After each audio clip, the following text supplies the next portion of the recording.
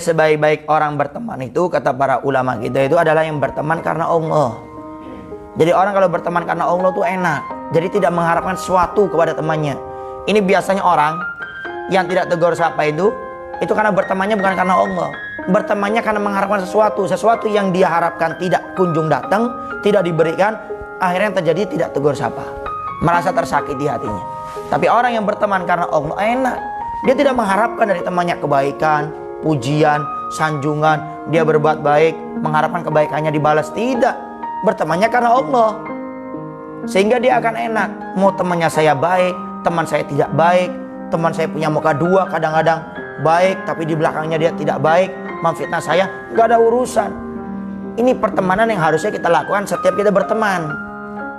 Sehingga waktu hak pertemanan kita tidak diberikan kepada teman kita berbuat baik, dia tidak berbuat baik kepada kita. Kita mengucapkan salam, dia tidak menjawabnya. Kita menjaga martabat dia malah melecehkan martabat kita. Kita tidak akan pusing. Kenapa? Saya berteman dengan dia bukan mengharapkan balasan dari pertemanan saya, tapi saya berteman dengan dia karena Allah. Maka enak kalau berteman karena Allah tuh enak. Walaupun teman-teman kita tidak memberikan hak kita dalam pertemanan, gak ada masalah. Dan orang yang berteman di dunia karena Allah, maka dia akan dapat naungan khusus dari Allah Subhanahu wa taala kelak di padang mahsyar.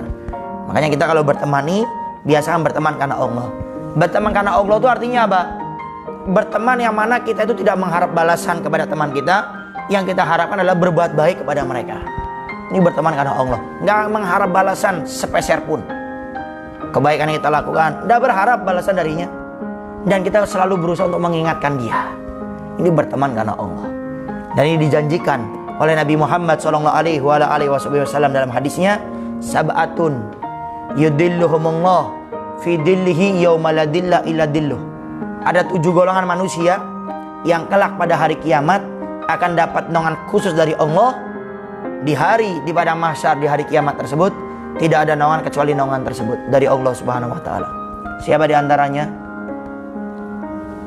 Rajulani tahabba fillah ijtama'a alaih wa tafarraqa alaih. Rajulani, 2 hamba Allah yang berteman di dunia fillah karena Allah Subhanahu wa taala, bertemannya karena Allah, tidak mengharap balasan, tidak mengharap pujian dari temannya, selalu berusaha untuk mengingatkannya, semuanya karena Allah. Ijtama'a alaih, berkumpul karena Allah dalam kebaikan, mengingatkan kebaikan, dibawa ke majelis taklim, temannya mulai membelok dari syariat Nabi Muhammad SAW, dia mulai mengingatkannya, berkumpul karena Allah. Wa tafarraqa alaih, dan berpisah pun karena Allah.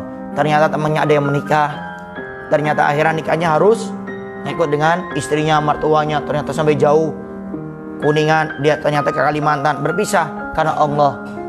Atau mungkin dia berdakwah, harus berkiprah berdakwah di tempat lain, berpisah karena Allah, tapi dia selalu berusaha menjaga hubungan yang baik.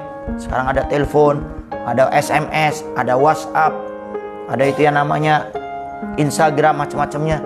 Dia tetap menjaga, tapi dia berpisahnya karena Allah dalam kebaikan. Maka orang seperti ini janjinya Nabi akan diberikan naungan khusus oleh Allah Subhanahu wa taala. Maka inilah yang perlu kita hadirkan, berteman karena Allah. Sahabat sejati itu sahabat yang seperti apa? Ini kan sering digembar-gemborkan, ayo jadi sahabat sejati dong, masa waktu saya butuh kamu nggak datang. Bukan itu. Sahabat sejati itu bukan waktu teman kita minta bantuan berkaitan dengan dunia, kemudian kita memberikannya, bahkan dengan cuma-cuma. Udah, makan ini biar saya yang bayar. Nih, kamu punya apa?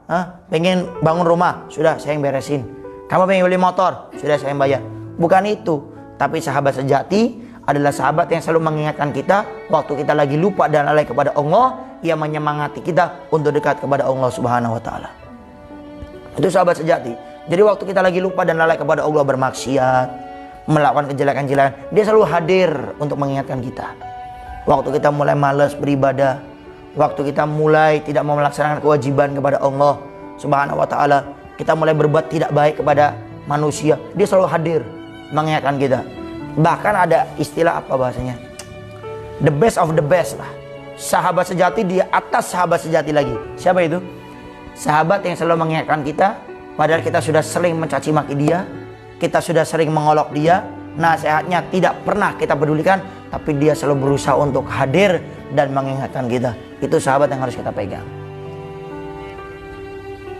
Ada kan teman yang setiap mengingatkan kita kolok, kita maki, kita tidak anggap, apa sih kamu, gak usah so agamis, gak usah so suci, biasa aja kali. Tapi dia terus berusaha mencari-cari waktu, mencari-cari celah bagaimana dia itu bisa membawa kita untuk kepada kebaikan. Oh, ini the best of the best sudah. Sahabat sejati di atas sahabat sejati lagi sudah. Dia selalu mencari cara bagaimana ini. Padahal sudah dimaki, sudah diolok, bahkan diusir kita. Kita berusaha mencari celah.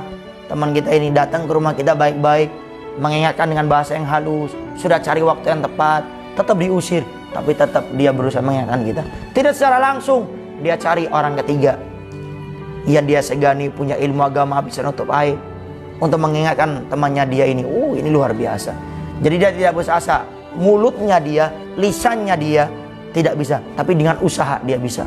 Bahkan setiap sholat dia doakan, ya Allah, ada teman saya saat ini, ya Allah, dia nggak pernah sholat, dia sulit ke majelis taklim, dia suka berbuat tidak baik sama orang. Ya Allah, saya sudah sering mengingatkannya, tapi saya hanya hamba-Mu, ya Allah. Maka tolonglah ya Allah, berikan dia taufik hidayah-Mu, ya Allah. Ya Allah, saya punya teman perempuan, dia masih belum menutup auratnya, ya Allah, dia masih buka tutup, ya Allah. Saya sudah berusaha mengingatkannya, ya Allah, tapi tidak bisa, ya Allah. Maka dengan doa ini, ya Allah, berikan taufik hidayah sehingga dia bisa menutupnya selama-lamanya daripada auratnya, ya Allah. Ini teman yang sangat luar biasa yang harus kita cari. Dan ini tentunya langka, tidak banyak. Kenapa? Jaminan dari Nabi Muhammad SAW, naungan spesial, naungan langsung dari Allah. Bayangkan di padang mahsyar ini, matahari sejengkal di atas kepala kita. Kata para ulama, ini bukan majas, bukan artinya satu gambaran tentang dahsyatnya alam mahsyar, bukan, tapi hakiki. Ini nyata. Ntar di padang mahsyar itu matahari sejengkal di atas kita, nyata. Dan tak kala itu orang kebingungan, matahari jengkal di atas kepala kita. Nabi menceritakan ada orang yang keringatnya itu sampai semata kakinya, ada yang keringatnya sampai selutut, ada yang keringatnya sampai sepaha, ada yang keringatnya itu sampai menenggelamkan diri dia. Jadi dia tenggelam dengan keringatnya sendiri, dia berenang di keringatnya sendiri. Bayangkan, sejengkal di atas kepala kita.